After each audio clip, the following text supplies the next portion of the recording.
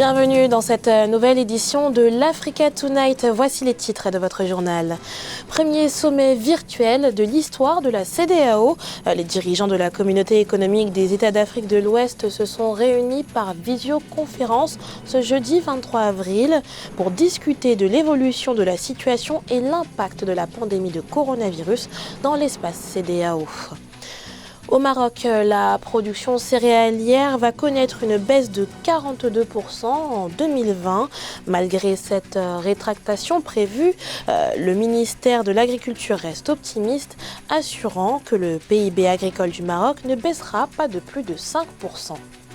Et en fin d'édition, nous prendrons la direction du Zimbabwe. Le Zimbabwe où une forte hausse de cas de paludisme intervient en ces temps de Covid-19.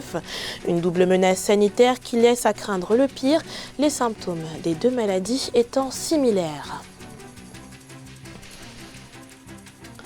Mais avant de développer ces titres, en Centrafrique, nouvelle polémique autour de la mise en œuvre de l'accord de paix signé le 6 février 2019.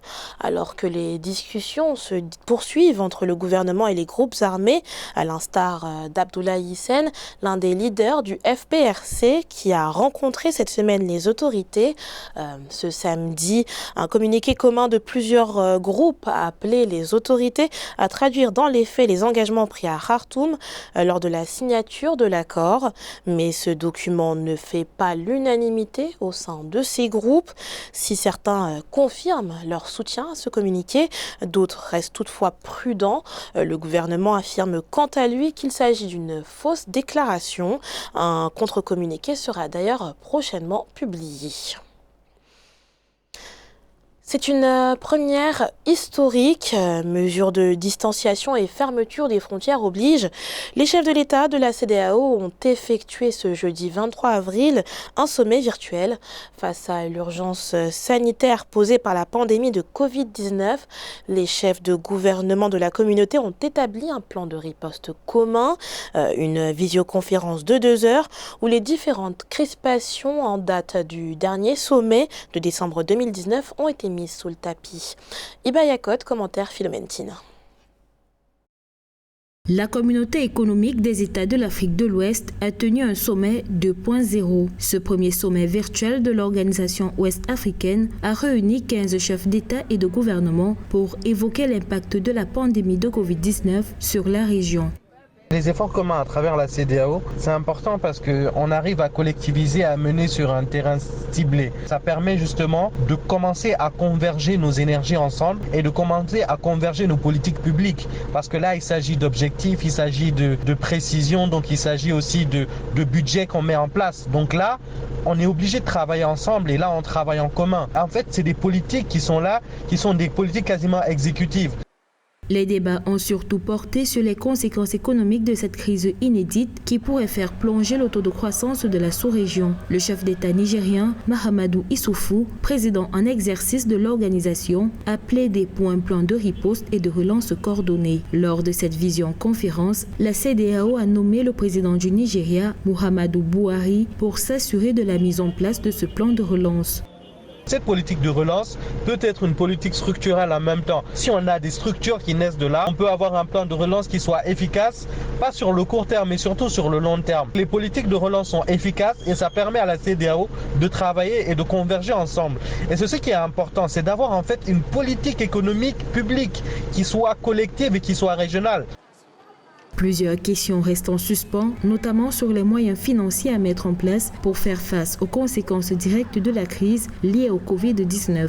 En 2014, l'Organisation ouest-africaine de la santé a vu le jour pour faire face à la crise d'Ebola. La CEDEAO a donc choisi de mettre en place, après 2 heures de visioconférence, une nouvelle entité chargée de piloter la prévention et la riposte au coronavirus. C'était un sujet d'Iba Yakot commenté par Nelly Claude Bessa. Plus de détermination dans l'application des mesures de riposte face au Covid-19.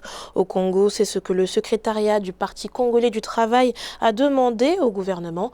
Une requête est mise lors d'une séance interactive entre les délégations de la formation politique au pouvoir et une partie du gouvernement, dont le Premier ministre Clément Mwamba. À cet égard, le PCT est revenu sur l'obligation du port du masque de protection que le parti estime nécessaire en ces temps de pandémie, en plus des mesures déjà instaurées. Reportage de notre correspondant à Brazzaville, Deva Panzou. Le Parti congolais du travail a interrogé le gouvernement sur l'hypothèse d'obliger le port du masque en vue de ralentir la propagation du coronavirus en République du Congo. Sans surprise, le secrétariat permanent du parti au pouvoir appuie les mesures prises et encourage le gouvernement à les appliquer avec détermination. Donc les mesures qui ont été prises nous paraissent positives. Nous avons demandé au gouvernement d'être déterminé dans l'application de ces mesures et que nous, en ce qui nous concerne, nous sommes prêts à appuyer en tout cas ces mesures par aussi une campagne d'intensification. La gestion de la crise sanitaire due au coronavirus semble peu rassurante. À cet effet, une délégation du secrétariat permanent du Parti congolais du travail s'est rendue chez le Premier ministre Clément Mwamba ce vendredi 24 avril 2020 à Brazzaville, la capitale. 10 ministres étaient présents à cette entrevue. Objectif, s'enquérir des forces et faiblesses de la stratégie de riposte du gouvernement congolais face au coronavirus et proposer d'autres mesures plus efficaces. Il y a d'abord le dépistage. Faut-il dépister plus ou pas? Il y a le dépistage. Ce sont là des problèmes très importants. Vous avez l'approvisionnement dans les villes qui peut poser problème. Cette séance de travail interactive avec ses membres du gouvernement a permis au parti au pouvoir de comprendre et d'encourager les efforts déjà réalisés par les autorités depuis la déclaration du patient zéro dans le pays. Le PCT avait apporté sa contribution d'un montant de 50 millions de francs CFA au Fonds national de solidarité pour les premiers espoirs de En Côte d'Ivoire, le recensement électoral a été reporté. L'annonce a été faite par le président de la commission électorale, Ibrahim Kuber Koulibaly, ce jeudi 23 avril. Pour cause de coronavirus, l'opération de recensement qui devait débuter le 18 avril dernier jusqu'au 2 mai n'aura en effet pas lieu. Les superviseurs de cette opération ne pouvant se rendre à l'intérieur du pays, les quelques 11 000 électeurs voulant se faire inscrire sur les listes, c'est-à-dire les jeunes majeurs et ceux qui veulent changer de lieu de résidence, sont donc invités à patienter. Si des retards ont été pris dans le calendrier électoral, il n'est pour l'instant pas question de reporter l'élection présidentielle prévue le 31 octobre 2020. Le Maroc s'achemine vers une baisse de la production céréalière de 42% en 2020. Une baisse qui s'explique notamment par la crise sanitaire actuelle, mais aussi la conjoncture climatique difficile. Le ministre de l'Agriculture se montre néanmoins optimiste. Le PIB agricole du Royaume affichera malgré tout une bonne résilience, selon ses propres mots, assurant qu'il ne baissera pas de plus de 5%. Les précisions dans ce sujet de Corinne Camden, commenté par Neil Claude Bessa. Le ministère marocain de l'Agriculture estime la production des 3 principales céréales du pays, à savoir blé tendre, blé dur et orge, à 30 millions de quintaux pour la campagne agricole 2019-2020. Le chiffre représente une baisse de 42% par rapport à la saison 2018-2019. La production céréalière prévue comprend 16,5 millions de quintaux de blé tendre, 7,5 millions de quintaux de blé dur et 5,8 millions de quintaux d'orge. Le secteur agricole ne va pas y échapper. Le Covid va faire ses effets sur le plan agricole, mais je suis convaincu que le pays ayant le pouvoir de battre monnaie pourra localement produire déjà le dirham, la monnaie locale, pour pouvoir faire face aux effets néfastes du Covid. Mais le Covid ne sera pas de nature à tenir l'image du royaume chérifien au point que le Maroc décroche parmi les 10 puissances africaine peut se retrouver dans le bas du classement. Ce n'est pas envisageable. Malgré les indicateurs négatifs, le ministère de l'Agriculture reste optimiste quant au produit intérieur brut agricole du Maroc en 2020, prévoyant qu'il fera preuve d'une bonne résilience et restera supérieur à 105 milliards de dirhams, soit 10,5 milliards de dollars. Le ministère a mis en œuvre plusieurs mesures pour reconstituer le stock et maintenir la disponibilité des céréales sur les marchés nationaux. C'est évident que le Covid va toucher le secteur agricole marocain. Le produit intérieur brut sur le plan du secteur primaire, c'est-à-dire le secteur agricole, va souffrir des effets négatifs du Covid. Mais dans l'ensemble, le Maroc a les ressources suffisantes et nécessaires pour pouvoir faire en sorte que l'opinion garde l'image d'un royaume chérifien toujours debout, capable de s'occuper de sa population, surtout parmi les plus fragiles. La principale raison de la baisse importante de la production céréalière du Maroc est la sécheresse. La saison agricole 2019-2020 a enregistré des précipitations de seulement 205 mm au 22 avril. Le chiffre représente une baisse de 34% par rapport à la moyenne sur 30 ans et une baisse de 25% par rapport à la saison précédente. Dans l'actualité également, le Zimbabwe qui déjà en proie à la pandémie de Covid-19 fait aussi face à une recrudescence du paludisme. Par rapport à l'année 2019, les cas de paludisme ont connu une hausse de 50%, un véritable casse-tête sanitaire et pour cause. Les symptômes du paludisme étant similaires à ceux du Covid-19, l'augmentation des cas de paludisme laisse craindre que certains cas de coronavirus seraient passé inaperçu. Ibayakot, commentaire Philomentine.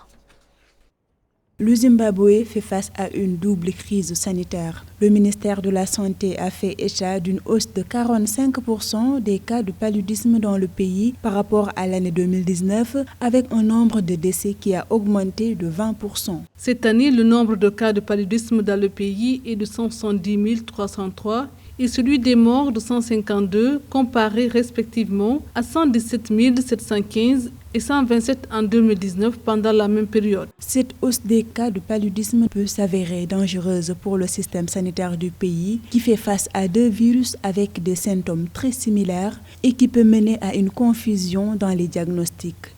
Selon le ministère de la Santé, la seule solution serait d'effectuer plus de tests de Covid-19 pour différencier les deux maladies. Le Zimbabwe, comme plusieurs autres pays africains, est pris dans les taux de l'arbitrage entre le coronavirus et le paludisme. Mais la question est que c'est la même caisse budgétaire, c'est le même État qui doit à la fois dépenser pour la lutte contre le palud et pour la lutte contre le coronavirus. Donc cet étau fait que sur le plan économique, le coronavirus a paralysé tous les secteurs de l'activité économique. Le même coronavirus, en paralysant ces secteurs, empêche de dégager des ressources suffisantes pour combattre la maladie. L'Organisation mondiale de la santé a annoncé ce jeudi 23 avril que la pandémie de Covid-19 pourrait perturber la distribution de moustiquaires et de médicaments contre le paludisme et entraîner un doublement du nombre de décès en 2020 par rapport à l'année 2018. Vers un report des Jeux de la francophonie, initialement prévu du 23 juillet au 8 août 2021.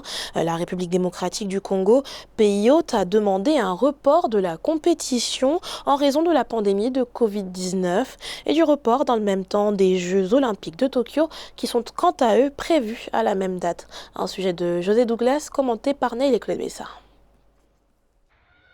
Les prochains Jeux de la francophonie ne devraient pas avoir lieu en 2021. La République démocratique du Congo, pays organisateur, a sollicité un report de la compétition en 2022. Motif évoqué, la pandémie de coronavirus, mais également la simultanéité avec les Jeux olympiques de Tokyo, prévus aux mêmes dates du 23 juillet au 8 août 2021. Le Covid-19 a perturbé l'essentiel des activités sur le plan international. Les Jeux olympiques ont été repoussés d'une année. Ce sont les mêmes athlètes qui interviennent aussi bien aux Jeux de la francophonie qu'aux Jeux olympiques. Par conséquent, il fallait une sorte de discussion entre l'Organisation internationale de la francophonie et le Comité international olympique pour pouvoir s'assurer des délais propices pour ces Jeux de la francophonie. Au terme des discussions avec l'OIF, il y avait une option, celle de remettre 1 an après les Jeux olympiques. Ce report doit désormais être étudié par le Comité international des Jeux de la francophonie. Un scénario qui pourrait également donner plus de temps à la République démocratique du Congo pour préparer l'événement. Le pays qui avait hérité de l'organisation après le désistement de la province canadienne du Nouveau-Brunswick. Le report est une opportunité pour la RDC effectivement de mieux se préparer parce qu'en fait, face au JO, je crois que la francophonie n'est peut-être pas trop suivie, il n'y a pas de concurrence parce que tous les acteurs voudraient bien participer au JO plutôt que de participer à la francophonie, d'une part. D'autre part, c'est que l'organisation des compétitions sportives internationales représente aussi une opportunité pour les États d'établir une meilleure communication politique, notamment pour les pays qui reviennent des crises, C'est le cas de la Côte d'Ivoire avec l'organisation de l'Afro-Basket. La secrétaire générale de la francophonie, Louise Mushikiwabo, a exclu toute annulation des Jeux. Les nouvelles dates de la compétition devraient être annoncées prochainement. C'était le journal de la rédaction. Merci pour votre fidélité. Retrouvez dans un instant une nouvelle édition de l'information sur Africa 24.